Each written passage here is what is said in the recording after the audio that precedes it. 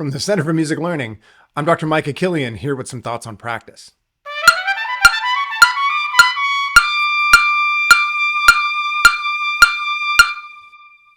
When I observe students practice, it's pretty common for them to have long stretches of activity with very little rest. I've even had some college students suggest to me that they've grown up thinking that they maximize practice time by jamming in as much playing as possible. Although it may seem counterintuitive, one of the most basic building blocks of skill development isn't the time we spend actively engaged in a task, but the time when we're not. And this is one key feature that distinguishes busy practice from effective practice.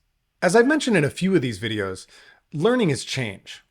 And the quality of learning within a practice session can't be judged by how good a single attempt at a passage sounds. Instead, it's the change that happens between those attempts that better reflects how much learning has happened. And research suggests that periods of rest play a really important role in making that change happen.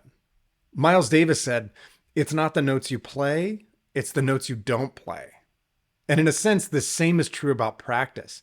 Much of the learning isn't in the iterative attempts we make, but the time that passes between them.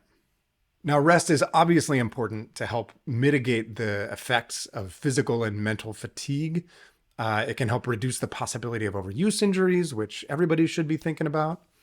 But rest also plays a really key role in how the brain learns to refine the sorts of skilled movements that most of us aim to improve during practice.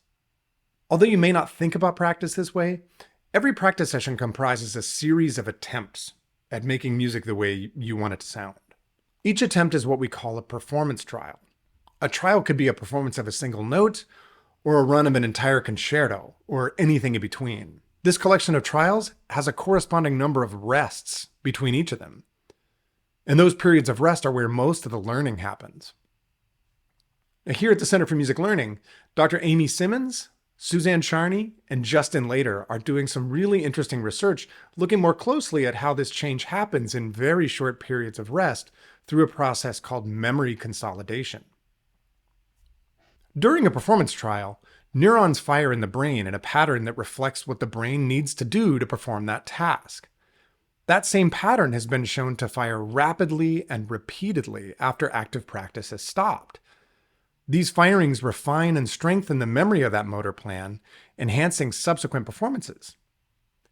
Continual engagement of motor activity delays the onset of this consolidation process, not allowing the brain to do the cool things that make it so efficient. So, embrace the time between your performance trials, not only to think a little more carefully about what just happened and plan what you're going to do next, but sometimes just rest. Give your brain just a little more time to work its magic, and you'll learn more.